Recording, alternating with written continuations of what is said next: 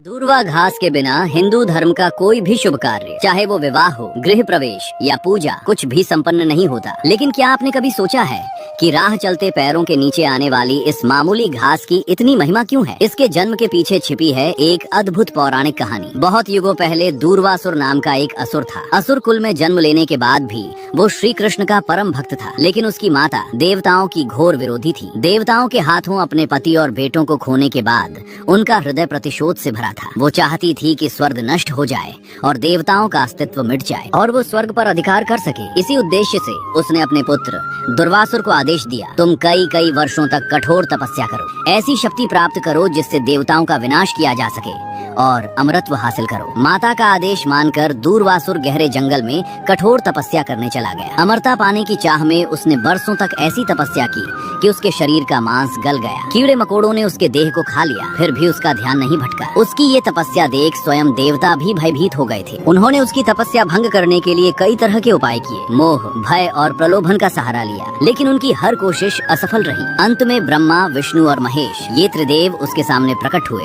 और वर मांगने को कहा। दूर्वासुर धर्म संकट में पड़ गया। उसे समझ आ गया कि अगर उसने अमरता मांगी तो उसकी माता उससे कोई पाप कार्य करवा सकती है। तब दुर्वासुर बोले, हे त्रिदेव, मैंने माता के आदेश पर अमरत्व प्राप्त करने के लिए तपस्या की थी, लेकिन आज मुझे समझ आ गया है कि यदि मैं अमरत्व मांगूं तो मेरा ही मन मुझे फिर से पाप कर्म करने के लिए उकसा सकता है। इसलिए उसने वर मांगा, हे प्रभु, मुझे ऐसा रूप दें जिससे मैं अमर रहकर भी अनंत काल तक आपकी सेवा में समर्पित रह सकूं। त्रिदेव उसकी भक्ति से प्रसन्न हुए और उसे आशीर्वाद दिया कि वो पृथ्वी पर दूर्वा घास के रूप में जन्म लेगा। सृष्टि का विनाश होने पर भी उसका अंत नहीं होगा। त्रिदेव ने ये भी कहा कि दूर्वा की 3 पत्तियों में स्वयं ब्रह्मा, विष्णु और महेश वास करेंगे और तभी से हर पूजा और शुभ कार्य दूर्वा के बिना अधूरा माना जाने लगा। आज भी जब हम पूजा में दूर्वा घास चढ़ाते हैं तो अनजाने में हम एक महान भक्त की निस्वार्थ सेवा को याद करते हैं। अगर ये कहानी अच्छी लगी हो